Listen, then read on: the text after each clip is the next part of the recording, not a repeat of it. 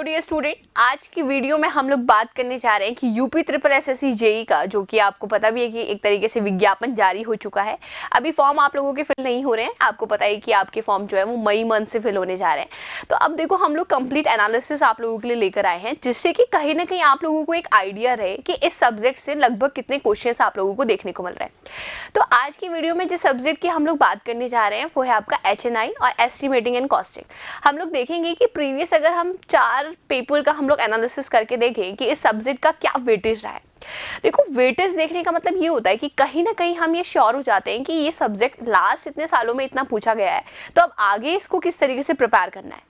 अब इसमें मैं आप लोगों की एक और बात यहाँ पे मैं ऐड करूंगी कि हम ये बिल्कुल भी श्योर नहीं रहेंगे इस बात के लिए कि अगर ये सब्जेक्ट अगर लास्ट ईयर में नहीं पूछा गया है तो अब आने वाले समय में नहीं पूछा जाएगा। डेफिनेटली पूछा जा सकता है, बट लेकिन हमें कहीं ना कहीं ये आइडिया रहना चाहिए कि इस सब्जेक्ट की कितनी कहीं ना कहीं इस एग्जाम में कितनी इसकी वैल्यू है, कितने लोग कितनी बार ये एग्जाम में पूछा गया है। तो देखो, आज की वीडियो में आप क्या देख पा रहे हो, देखो HNI plus estimation and costing का तैयारी शुरू करने से पहले आपने ज़रूर देखना है, जिससे कि फिर आप तैयारी करें एंड देन उसके बाद फिर क्वेश्चंस लगाएं, फिर अपनी तैयारी को बिल्कुल कंटिन्यू रखें आप। तो देखिए, इसमें हम बात करने, देखो फर्स्ट स्लाइड में देखो हम बात कर रहे हैं हाइड्रोलॉजी एंड इरिगेशन की। मतलब हम बात कर रहे हैं चैप्टर वाइज कि चैप्टर वाइज कितने नंबर ऑफ क्वेश्चंस आपके पूछे जा रहे हैं। तो देखो, यहाँ पर अगर हम बात करें तो आप देख पा रहे हो कि हमने 4 पेपर्स का एनालिसिस को लिया है यहाँ पे, ठीक है, जिसमें हम देखो 27/12/2015, 31/7/2016, 19/12/2021 और 16/4/2022 इसका हम लोग बेसिकली देख रहे हैं। तो यहाँ पर आप देखोगे, देखो कि हाइड्रोलॉजिकल साइकिल से आप देखोगे कि एक क्वेश्चन पूछा गया मात्र। अब हाइड्रोलिक स्ट्रक्चर रिवर ट्रेनिंग से देखोगे तो एक क्वेश्चन पूछा गया। बाकी आप देखोगे कि अगर हम बात करें और ईयर्स में आप देखोगे तो नहीं पूछा गया है।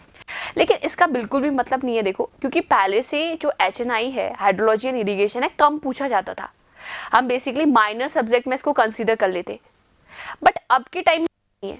अब के टाइम में आप प्रिपेयर रहो कि इस सब्जेक्ट से अच्छे खासे क्वेश्चंस पूछे जाते हैं, ठीक है। तो आपने पढ़ना तो अच्छे से है, लेकिन देखो एक एनालिसिस लेकर तो हम चल ही सकते हैं, एक एनालाइज तो हम चीज़ों को कर सकते हैं कि आखिर प्रीवियस ईयर में कितना पूछा जा रहा है। आगे देखो, नेक्स्ट बहुत इंपॉर्टेंट सब्जेक्ट मैं आप लोगों को बताने जा रही हूँ, वो है आपका एस्टिमेटिंग, कॉस्टिंग एंड वैल्यूएशन। अगर मैं एस्टिमेटिंग, कॉस्टिंग एंड वैल्यूएशन की बात करूँ तो आप सभी लोगों को पता है कि काफ़ी छोटा सब्जेक्ट है, और छोटा सब्जेक्ट है लेकिन बहुत ज़्यादा नंबर ऑफ क्वेश्चंस आपको, चाहे हम SSC जेई की बात कर लें, चाहे आप स्टेट की जेई की बात कर लें, या कहीं की भी अगर आप बात कर लें, इससे नंबर ऑफ क्वेश्चंस आते ही आते। ये बात मैंने आपको पहले वीडियो में भी बताई है। मैंने आपको बताया कि estimating and costing civil engineering में जितना छोटा सब्जेक्ट है उतने ज़्यादा इसमें से नंबर ऑफ क्वेश्चंस आते हैं। मतलब अगर मैं बोलूँ कि इसका हर एक चैप्टर से क्वेश्चन आपके फ्रेम हो सकते हैं और होते हैं।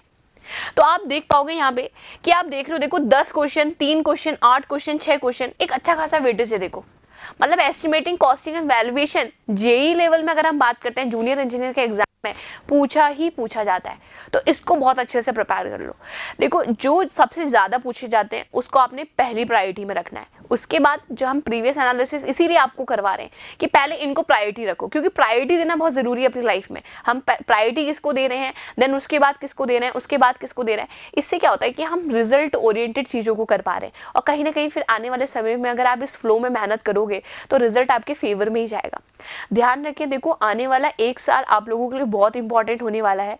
चाहे फिर हम SSC जेई की वैकेंसी की बात कर लें, या RRB जेई की वैकेंसी की बात कर लें, या किसी भी स्टेट जेई की बात कर लें, क्योंकि इलेक्शन ईयर है तो कहीं ना कहीं वैकेंसी आ रही है, कहीं ना कहीं विज्ञापन जारी हो रहे हैं।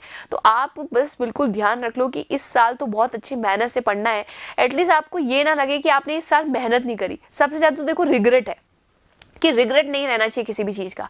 आपको ये लगना चाहिए कि बस वैकेंसी आई और आपने अपना 100% दिया, चाहे फिर रिजल्ट फेवर में हो या ना हो, वो तो बाद की बात है। बट अभी पहले मेहनत तो करके देखो, आप मेहनत करके तो देखो कि आप कहाँ तक पहुँच पा रहे हो एटलीस्ट, ठीक है। तो मुझे उम्मीद है कि इस तरीके का एनालिसिस आप लोगों के लिए बेनिफिशियल रह रहा होगा, जिसमें हमने एस्टिमेटिंग, कॉस्टिंग एंड वैल्यूएशन की बात कर ली है, और साथ ही साथ हमने हाइड्रोलॉजी एंड इरिगेशन की बात कर ली है।